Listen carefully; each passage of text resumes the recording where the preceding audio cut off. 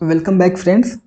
Last video में हमने mitosis division के बारे में पढ़ा था, जिसमें हमने माइटोसिस की कौन कौन सी स्टेजेज हैं और एनिमल की और प्लांट की माइटोसिस में क्या डिफरेंस है ये देखा हुआ था।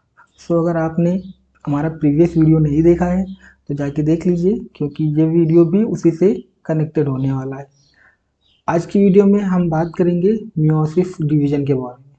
जो मियोसिस जो सेल डिवीजन है, इसको हम हेटेरोटिपिक डिवीजन या रिडक्शनल डिवीजन बोलते हैं। इसको इसलिए बोलते हैं क्योंकि यहाँ पे एक पेरेंट सेल से टोटल 4 डॉटर सेल्स बनती हैं और उनमें जो क्रोमोसोम का नंबर होता है वो अपने पेरेंट सेल से हाफ होता है। मतलब 2n की सेल होती है और इससे 1n की सेल बनती है। जो टर्म है मियोसिस का सबसे पहले फॉर्मर तथा मूरे ने दिया था, जबकि स्ट्रसबर्गर ने इसको फर्स्ट टाइम ऑब्जर्व करा था। ये हमेशा ही डिप्लॉयड सेल्स में होती है और डिप्लॉयड सेल जो हमारी जर्म सेल्स होती हैं या रिप्रोडक्टिव सेल है उसी में पाई जाती है, except drone of honey bee. Honey bee में जो ड्रोन होता है वो हैप्लॉयड होता है। ऐसी सेल जो मियोसिस परफॉर्म करती है उनको हम मियोसाइट्स कहते हैं। मियोसिस में एक राउंड का रेप्लिकेशन होगा और 2 राउंड का सेग्रीगेशन होगा। जो पहला सेग्रीगेशन होता है वो एनाफेज 1 में होता है, जिसमें होमोलोगस क्रोमोसोम जो होते हैं वो सेपरेट होते हैं, जबकि जो एनाफेज सेकेंड होता है वहाँ पे सिस्टर क्रोमेटिड्स का सेपरेशन होता है। ये चीज़ याद रखिएगा आप, क्योंकि जो एग्ज़ाम है, जो जितने भी कम्पिटिटिव एग्ज़ाम हैं उनमें ये जरूर पूछता है कि जो क्रोमोसोम कब सेग्रीगेट होते हैं और क्रोमेटिड्स कब सेग्रीगेट होते हैं। तो क्रोमोसोम हमेशा एनाफेज 1 में होंगे और क्रोमेटिड्स हमेशा एनाफेज सेकेंड में होंगे, अगर क्रॉसिंग ओवर वहाँ पे हो रहा है। जो मियोसिस को स्टडी करने के लिए जो सबसे बेस्ट मॉडल है वो अनियन का है, जिस अनियन के एंथर का है, जबकि एनिमल के लिए हम ग्रास हॉपर का यूज करते हैं। मियोसिस डिवीजन भी माइटोसिस के तरह ही 2 स्टेजेज आती हैं इसमें, एक होती है इंटरफेज, दूसरा होता है division phase. Interphase preparatory phase होती है जिसमें सेल डिवीजन के लिए प्रिपेयर होती है, जिसकी जो स्टेजेज होती है इसमें G1, S और G2 आता है। मियोसिस का जो G2 होता है बहुत ही शॉर्ट होता है या किसी किसी ऑर्गेनिज्म में एब्सेंट होता है। जो डिवीजन फेज है वो 2 बार में होता है, पहला मियोसिस 1 होता है और दूसरा मियोसिस सेकेंड होता है। मियोसिस 1 में कैरियोकाइनेसिस होता है, फिर साइटोकाइनेसिस होता है। मियोसिस सेकेंड में भी पहले कैरियोकाइनेसिस होता है, फिर साइटोकाइनेसिस होता है। साइटोकाइनेसिस 1 और कैरियोकाइनेसिस जो सेकेंड है, इसके बीच जो फेज आती है उसको हम इंटरकाइनेसिस बोलते हैं।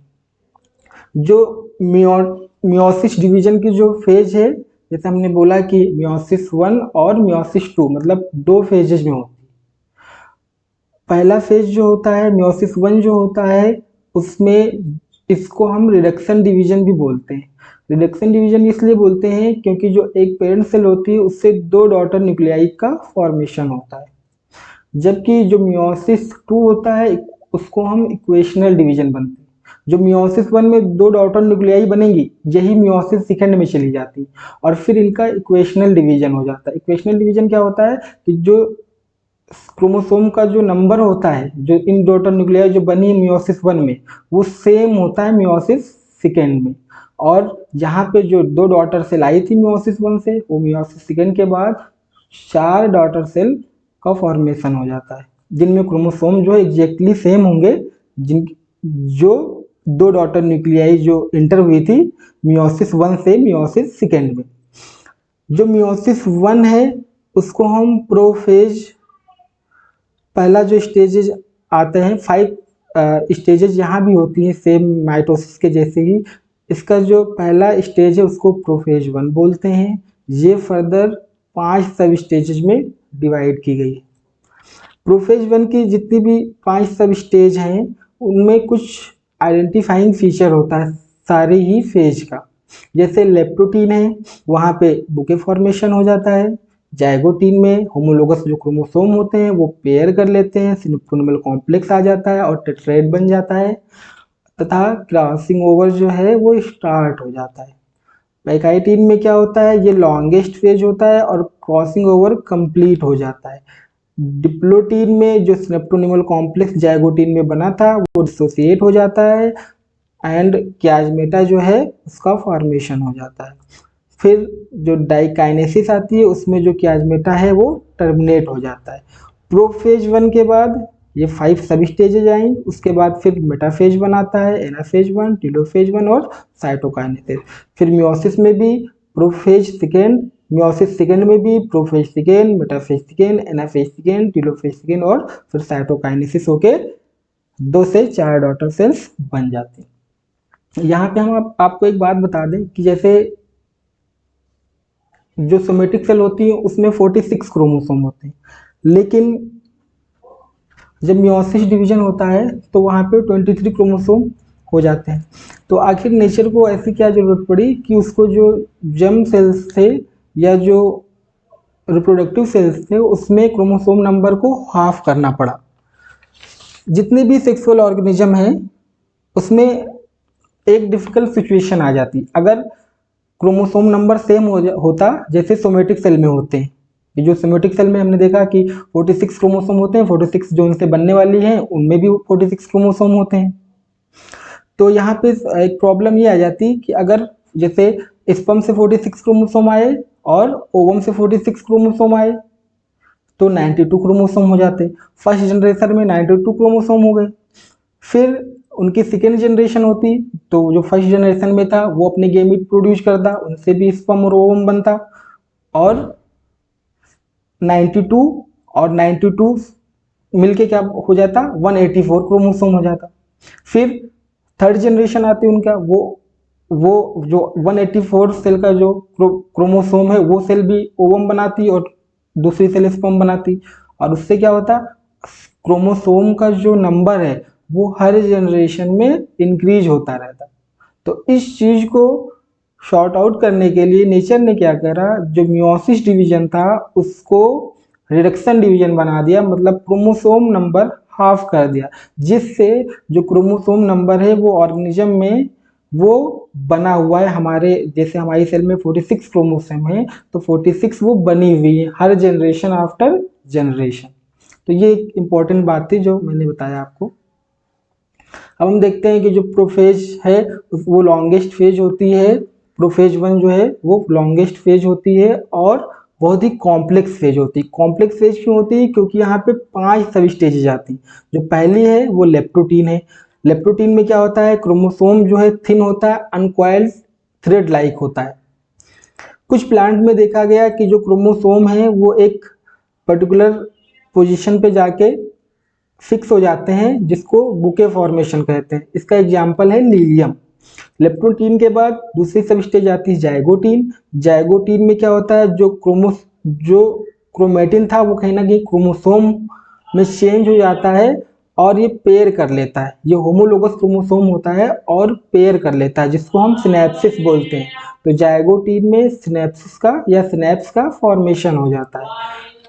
इस सिनेप्स के कारण ही जो मियोसिस है उसकी जाइगोटीन प्रोफेज 1 की जाइगोटीन में क्या होता है, कुछ अमाउंट का डीएनए रेप्लिकेशन यहाँ भी होता है और इसको सबसे पहले स्टर्न और होटा ने 1969 में देखा था। और इस डीएनए को जो रेप्लिकेट होता है डीएनए उसको जिग डीएनए बोलते हैं।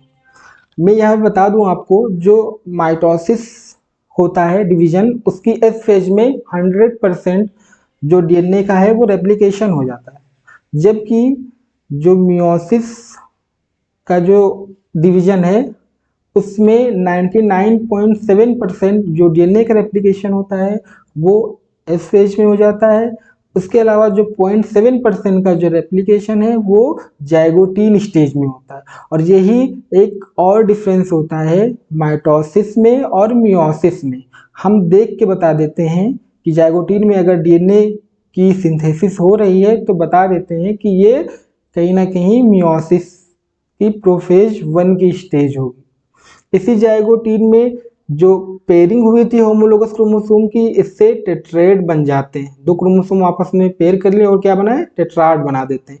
और ये टेट्राड इसलिए भी बन जाता है कहीं ना कहीं यहाँ पे एक सिनेप्टोनिमल कॉम्प्लेक्स का फॉर्मेशन हो जाता है। ये सिनेप्टोनिमल कॉम्प्लेक्स जो है ये आरएनए और प्रोटीन का बना होता है, और ये दो क्रोमोसोम जो होमोलोगस क्रोमोसोम है उनके बीच में पाया जाता है। यहाँ पे थिकनिंग और शॉर्टनिंग क्रोमोसोम की और हो जाती है। इसके बाद पैकाइटीन स्टेज आता है। और जाइगोटीन में एक और जो इवेंट होता है उसमें क्या होता है, जो क्रॉसिंग ओवर है वो स्टार्ट हो जाता है, जाइगोटीन में स्टार्ट हो जाता है। फिर पैकाइटीन में क्या होगा, क्रोमोसोम जो होमोलोगस क्रोमोसोम था जो पेयर किया हुआ था उसके बीच में जो जेनेटिक मटेरियल है उसका एक्सचेंज हो जाता है। जो एक्सचेंज हो जाता है उसको हम क्रॉसिंग ओवर कहते हैं। तो जो क्रॉसिंग ओवर है स्टार्ट ही जाइगोटीन में हो जाता है, लेकिन जो कंप्लीट होता है पैकाइटीन में। इसीलिए पैकाइटीन को हम क्रॉसिंग ओवर से मार्क करते हैं कि यहाँ पे क्रॉसिंग ओवर पाया जाता है। क्रॉसिंग ओवर को हम रिकॉम्बिनेशन भी कहते हैं। रिकॉम्बिनेशन क्यों हो जाता है यहाँ पे, क्योंकि यहाँ पे रिकॉम्बिनेज एंजाइम पाया जाता है। पैकाइटीन के बाद सेल में क्या होता है, फोर्स ऑफ अट्रैक्शन बढ़ जाता है, होमोलोगस क्रोमोसोम का जो है वो कम होने लगता है, जो फोर्स ऑफ अट्रैक्शन होता है, और जो क्रोमोसोम है वो सेपरेट होना स्टार्ट कर देते हैं। जैसे स्टार्ट कर देते हैं सेपरेट होना, तो क्या होता है, जो क्रोमोसोम है वो कहीं ना कहीं एक पार्ट से जिसके बीच में एक्सचेंज हुआ था, जहाँ पे क्रॉस ओवर हुआ था, वहाँ पे कुछ पार्ट जो है वो लगा रहता है क्रोमोसोम का, जिसको हम कियाजमेटा कहते हैं। तो डिप्लोटीन में कियाजमेटा का फॉर्मेशन हो जाता है। कियाजमेटा वो पॉइंट होता है जहाँ पे क्रॉसिंग ओवर होता है। डिप्लोटीन बहुत सारे एनिमल में देखा गया कि डिप्लोटीन स्टेज जो है वो महीनों और सालों तक रुकी रहती है, और इसी डिप्लोटीन स्टेज में ही लैम्ब्रश क्रोमोसोम का फॉर्मेशन हो जाता है। ये भी एक इम्पॉर्टेंट इवेंट है प्रोफेज 1 के डिप्लोटीन का। और जो सिनेप्टोनिमल कॉम्प्लेक्स बना था जाइगोटीन में, वो यहाँ पे डिसअपियर हो जाता है। इसके बाद जो स्टेज आती है वो डाइकाइनेसिस हो जाती है। डाइकाइनेसिस में क्या होता है, जो कियाजमेटा बना उसका टर्मिनेशन हो जाता है, क्रोमेटिन और कंडेंस हो जाती है, सेंट्रोमियर जो होते हैं वो अपोजिट पोल की तरफ चले जाते हैं, nuclear membrane ER membrane disappear होने लगती है, और स्पिंडल फाइबर का फॉर्मेशन स्टार्ट हो जाता है। फिर प्रोफेज 1 के बाद नेक्स्ट स्टेज जो आती है उसको मेटाफेज 1 बोलते हैं। इसमें क्रोमोसोम और कंडेंस हो जाते हैं, स्पिंडल फाइबर काइनेटोकोर से अटैच हो जाते हैं, और बायोवेलेंट क्या क्या होता है, वो मूवमेंट होने लगता है मेटाफेजिक प्लेट की तरफ, जिनको हम कांग्रेशन मूवमेंट कहते हैं। मेटाफेज के बाद एनाफेज आता है। एनाफेज में जो है मूवमेंट होता है जो बायोवेलेंट का, वो अपोजिट पोल की तरफ होने लगता है, होमोलोगस क्रोमोसोम का सेग्रीगेशन होने लगता है। फिर टेलोफेज आती है, इसमें रिवर्स हो जाता है प्रोफेज का, जो क्रोमोसोम बना हुआ होता है वो क्रोमैटिन में चेंज हो जाता है, nuclear membrane ER membrane reappear हो जाती है, स्पिंडल फाइबर डिसअपियर होने लगता है, और दो डॉटर न्यूक्लियाई का फॉर्मेशन हो जाता है। जैसे हम यहाँ पे डायग्राम के थ्रू हम समझ लेते हैं, जैसे लेप्टोटीन में क्या होता है कि जो क्रोमैटिन है वो थ्रेड लाइक स्ट्रक्चर रहता है, इसमें न्यूक्लियर इनवेलप भी रहता है, सेल मेम्ब्रेन भी रहती है, सेंट्रियोल भी कहीं ना कहीं डुप्लीकेट हो चुका होता है। और एक प्लांट होता है लीलियम, उसमें क्या होता है, एक साइड में जाके अटैच हो जाता है न्यूक्लियर मेम्ब्रेन के साइड में, उसको हम बुके फॉर्मेशन कहते हैं। जाइगोटीन में पहुंचती है सेल, जाइगोटीन में पहुंचते ही सेल सबसे पहले पेयरिंग कर लेती है, होमोलोगस क्रोमोसोम अपना पेयरिंग कर लेती है, और पेयरिंग को हम सिनेप्स कहते हैं, और इससे ये टेट्राड बना देती है। जैसे ही टेट्राड बनाती है, यहीं पे ही थोड़े से अमाउंट का जाइगोटीन में थोड़े से अमाउंट का क्या होता है, डीएनए का रेप्लिकेशन होता है, और क्रॉसिंग ओवर स्टार्ट हो जाता है। पैकाइटीन में क्रॉसिंग ओवर होता है, जो क्रोमोसोम होते हैं और शॉर्ट हो जाते हैं और थिक हो जाते हैं, बाइवेलेंट जो है जो टेट्राड है उसका फॉर्मेशन हो जाता है। पैकाइटीन के बाद डिप्लोटीन होता है, क्रॉसिंग ओवर जो हुआ होता है उसमें कुछ पार्ट लगा रहता है जो कियाजमेटा कहलाता है। कियाजमेटा डिप्लोटीन स्टेज में होता है। इसके बाद डाइकाइनेसिस होती है, जिसमें हमने बोला कि जो न्यूक्लियर मेम्ब्रेन होगा वो डिसअपियर होगा, ईआर मेम्ब्रेन डिसअपियर हो जाती है, स्पिंडल फाइबर आ जाते हैं, सेंट्रियोल पेयरिंग कर लेते हैं, क्रोमोसोम जो है वो और थिक हो जाते हैं। फिर उसके बाद मेटाफेज बनाती है, जहाँ पे क्या होता है, इक्वेटर पे जाके बैठ जाते हैं मूवमेंट के थ्रू, जिसको कांग्रेशन मूवमेंट हमने कहा। फिर जो एनाफेज में सेल 1 में पहुंचती है सेल एनाफेज 1 में, तो सिस्टर क्रोमेटिड्स क्या होते हैं, अपोजिट पोल की तरफ चले जाते हैं और एक दूसरे से सेपरेट होने लगते हैं। फिर टेलोफेज में पहुंच जाते हैं। फिर टेलोफेज के बाद साइटोकाइनेसिस हो जाती है और 2 डॉटर सेल बन जाते हैं। ये जो 2 डॉटर सेल बने ये मियोसिस सेकेंड में चले जाते हैं। फिर प्रोफेज सेकेंड होती है जिसमें 2 डॉटर सेल, फिर इनका जो न्यूक्लियस होता है वो फिर से डिसअपियर होना स्टार्ट कर देता है, न्यूक्लियर मेम्ब्रेन डिसअपियर होना स्टार्ट कर देती है और जिनका जो जेनेटिक मटेरियल है वो और कंडेंस होना स्टार्ट हो जाता है। फिर मेटाफेज सेकेंड में आते हैं, सेल से स्पिंडल फाइबर रिलीज होता है और ये जो है अटैच हो जाता है मेटाफेजिक प्लेट पे। फिर सिस्टर क्रोमेटिड्स हैं एनाफेज सेकेंड में, वो सेपरेट हो जाती हैं। फिर टेलोफेज में सेल प्रोफेज का रिवर्स होके सारी चीज़ें रीअपेयर हो जाती हैं, स्पिंडल फाइबर डिसइंटीग्रेट हो जाते हैं और फिर फाइनली साइटोकाइनेसिस होके 1 से 4 सेल बना देती है। और इस प्रकार हमने देखा कि मियोसिस कंप्लीट हो गई। Thanks for watching. If you like the video please share with your friends. Thank you.